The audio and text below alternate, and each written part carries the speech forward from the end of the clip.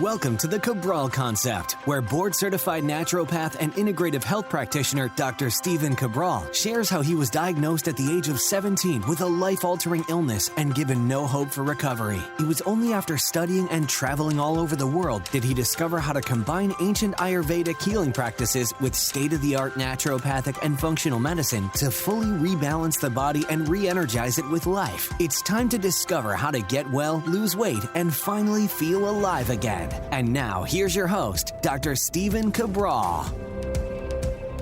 Welcome back, everyone. So good to have you here today on our second house call of the weekend. Hopefully you joined us yesterday for our very first live Cabral House Call. We had some of our IHPs, our integrative health practitioners, in for the day. Small group in my Boston office. Really great to be able to talk with them, answer their questions, answer kind of issues or great things that they're doing inside of their practice, help them along in really any way that I can. So we answered their health questions for sure. Again, that was a lot of fun. We talked about doing a detox while on certain medications. We talked about using omegas and different products and how long should you use them, just for 4 months, or which one should be ongoing. Then we also talked about fecal transplants. When is the right time to do those? When not? We talked a little about what happens when you don't produce enough bile.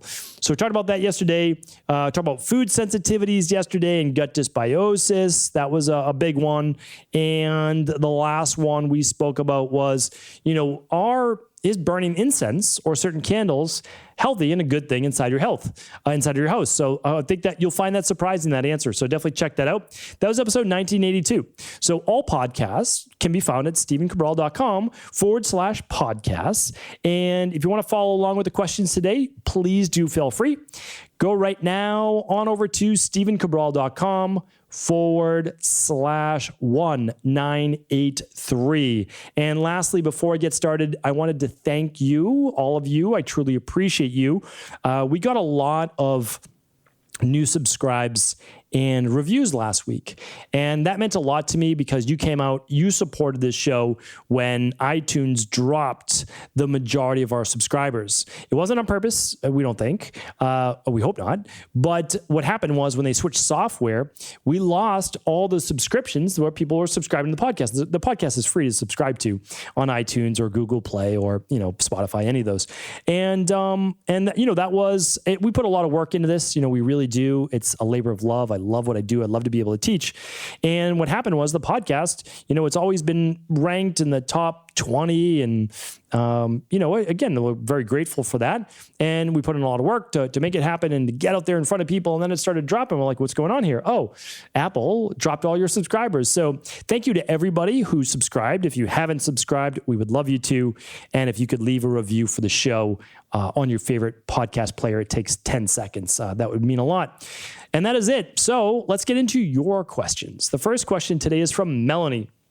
Melanie is asking, first of all, thank you so much for taking the time to answer our questions. I've been doing seed cycling for a while now, so I do the pumpkin and flaxseed in the follicular phase and sunflower and sesame in the luteal phase. Does that mean I can't eat those seeds at other times? I love pumpkin and sesame. I would love to have them more often. Could I, for example, have pumpkin seeds in the luteal phase? I hope my question makes sense. Your question does make sense, Melanie. But if you are doing seed cycling to re-regulate your menstrual cycle, then you want to stick to the seeds that are recommended. And if you don't know what I'm talking about, just go to stephencabral.com/podcast, type in seed cycling, and you'll see that podcast that's been getting very popular for people sharing, which is great because that's what it's meant to be. It's meant to be shared. So you don't want to do the follicular phase seeds during the luteal phase. You can be, now I don't want to tell you to be a little bit more lenient with this, but it's actually typically okay to do sometimes some of the luteal-based seeds in the follicular phase. But the problem seems to be that women are more they lean towards estrogen dominance. So we don't want to do the follicular-based seeds, the estrogen-based seeds more during the luteal phase. Now, it means basically daily. So is it a big deal if you do it once a week? No. Definitely not. But if you're doing it daily, then it is a big deal. And also dosage matters. So you want to do about a tablespoon of each one of those during your seed cycling. But if you were to do a teaspoon every once in a while, no big deal. right? So it's kind of what we do over time that makes the biggest difference. And so hopefully that's helpful. You really, if you're doing this to rebalance your menstrual cycle, stick to the plan, no matter how much you love pumpkin seeds, all right? You can use other types. All right, Bettina's up next. Dear Dr. Cabral, thank you for sharing your knowledge. I appreciate listening to your podcast and getting more knowledge every day. I've come across this product called Omega-3 from Nordfolk and would love to know your thoughts. The oil is made out of zooplankton. The EPA, DHA, FDA is bound in wax esters.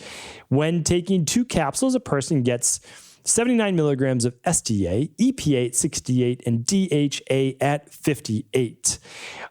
You get, and she just goes into some Sterol, some Astaxanthin. Let's see what else we're looking at here. What are your thoughts? And could I take this instead of the Nordic Natural cod liver oil? Would love to use only your products, but not living in the US. Unfortunately, my country puts huge taxes. I know this is out of your hands. Just mention it to say why I ask for alternatives. Thank you for your time. Best regards, Bettina. Yeah, I'm happy to answer this question. And again, whether you're an IHP or you follow the podcast, the products that I formulate for Equal Life are meant to be the standard.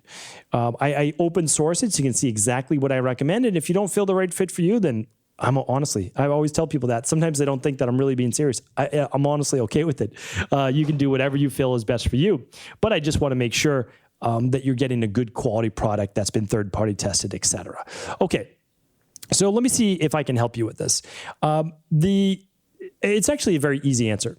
So it might seem like a complicated question, but it's not. You're basically talking about a product that's similar to krill oil. Krill oil is a great product. However, it doesn't move the needle on omega-3s. They've got a lot of research that's showing, the absorption is up, this and that. If you've been in a clinical practice and you run omega-3 tests, I can tell you for sure, if you're a clinician, you know that krill oil does not move your omega-3 numbers at all. Now, why is krill oil considered a great product then? Well, because it contains astaxanthin. The product you're talking about only contains, it looks like about 1 gram. I like 3 grams if you're going to use astaxanthin. However, it's not going to move your omega-3 numbers. And this product you're talking about, which is similar to it, it's not going to move your omega-3 numbers. But again, you never have to trust me. I'm just giving you the information. That's it. If you want, take the product for at least a month and then run your omega-3 numbers. And, I hope that you got yours. I know we're not going to do it anytime soon, but we were giving away omega-3 labs and you can actually test your numbers. You want to be at a 3-to-1. It's one of the most important labs to run because it's binary. You either are at a 3-to-1 from omega-6s to omega-3s or better, or you're not. And if you're not, we tell you exactly what to do. So, I would love for you to do that. Okay. The product you're taking is not a bad product, probably. I don't know. I don't know about these wax esters either. I'd have to look into that, but I don't typically love people consuming wax. But again, I could be misreading that. So let's not even talk about that because I don't want to, I always tell you when I'm not up on that. So I don't want to take this out of turn. But I love that it has some of the astaxanthin in there. I just don't think it's going to be a product that moves the needle for you. So what you want to do is look for a product like our omega-3 support. Okay. It's going to have about 2,000. It's going to have about 2 grams of omega-3s in there. And you're going to get 1,000 milligrams of EPA alone. So that's what moves the needle. Actually, you get 1,200. So that's the biggest difference maker is that EPA, DHA is the second difference maker. And that's because EPA very easily can flow towards DHA, but DHA has a more difficult time flowing to EPA. All right. Thank you for your question. Lindsay's up. Hi, Dr. Cabral. I'm wondering if you can answer this question. Both my husband and I have Apple Watches and wear them to bed and get our sleep data from this. My resting heart rate goes down to 58 to 63, but my husband's resting heart rate is 38 to 57. He often gets notifications in the morning that his heart rate went under 40. Is this okay? I'm quite worried about it. Even during the middle of the day, his resting heart rate during the day gets down to 47. I'm 36 and he's 34. He's a teacher and is quite, I think it's supposed to say alive all day. Thanks for all your help. Okay, so what you're talking about is bradycardia. I've talked about this many times in the podcast, but you may not have ever heard it called that. So what we're going to do is we're going to type this into stevencabral.com/podcast. You might have heard about that URL before. And let's see here. There's the official definition. Let me just type this in, stevencabral.com/podcast, because I want to get you the show. Believe it or not, the official definition, I'm pretty sure, of bradycardia is a resting heart rate below 60, which I think is kind of crazy. I agree with you. It's below 40. And so I am concerned. A lot of people say, oh, well, no, the person's in just really good shape. I don't know. Once you start getting into the 30s, there could be other issues going on. So, of course, we want to take this seriously. So I go over bradycardia on episode 1947 and 883. And I talk about potassium levels and I talk about other items like that. So I would love you to check that out. You get a full answer right there. And then it will allow you to run lab tests and other items that you might want to do. It could be nothing. Honestly, it could be absolutely nothing. I have no problem with this 47 for a heart rate. I have a problem when it starts to get down to like 37, 38. A friend and private client of mine was just dealing with this. And so we just wanted to run some additional labs to make sure that everything was fine. Sodium to potassium levels in the heart, of course, right? That's very, very important. So I would love you to look at that show and then let's do a follow-up on that with your medical doctor, okay? Jen is up next. Can you please talk about autoimmune hepatitis in the liver? What are your thoughts on the root causes? And also, what are the solutions you could think of? Prescribing immunosuppressants is what the doctors do for this, but I know there has to be another way. Yeah, 100%. I mean, there's always another way. I think prescribing immunosuppressants is very dangerous. So I get it when you're doing organ transplant, right? Because you don't want the person's body to reject the organ that you put in from someone else's body. That makes total sense. But when you put someone on immunosuppressants for rheumatoid arthritis, for psoriasis, for autoimmune hepatitis, any autoimmune issue, what happens is you suppress the immune system, right? Immunosuppressants suppress the immune system. The person can also, unfortunately, succumb to things like pneumonia then and other very serious conditions because their immune system is so weak. So, what I like to say is this. Whenever we're looking at an autoimmune issue in general, we need to look at what are the underlying root causes. So for me to tell you how to cure, and I'm putting that in air quotes, rheumatoid arthritis, Hashimoto's, MS, lupus, hepatitis, we can't necessarily do that, right? We can't. No, first of all, we don't provide medical advice, cures, treatments, or diagnosis. However, it's okay that we don't do that because we shouldn't, because all of these things have an underlying root cause. So what we want to do is, at minimum, we want to run the starter kit over at Equilife. And ideally, we would love to be able to run the Big Five. The Big Five is going to show you your food sensitivities, your heavy metals, your gut permeability, your yeast or bacterial overgrowth. I mean, there's so many possibilities that's what you're going to uncover. And then what you do is you begin to work on those imbalances. And then lo and behold, the body becomes rebalanced and healthier. And then lo and behold, the person no longer has a lot of these health issues. So that is exactly what I recommend. And that's what we do every single day in my practice. Honestly, if my dad came to me and he said, hey, I have autoimmune hepatitis, it's exactly what I would do. So you're getting the same exact advice. All right, Laura's up next. Hi, Dr. Rawl. I like putting all things I can into my smoothie.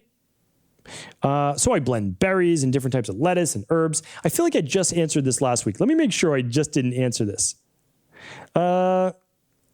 It seems familiar, so I apologize, and I do hope that you're a weekly listener of the Cabral Concept.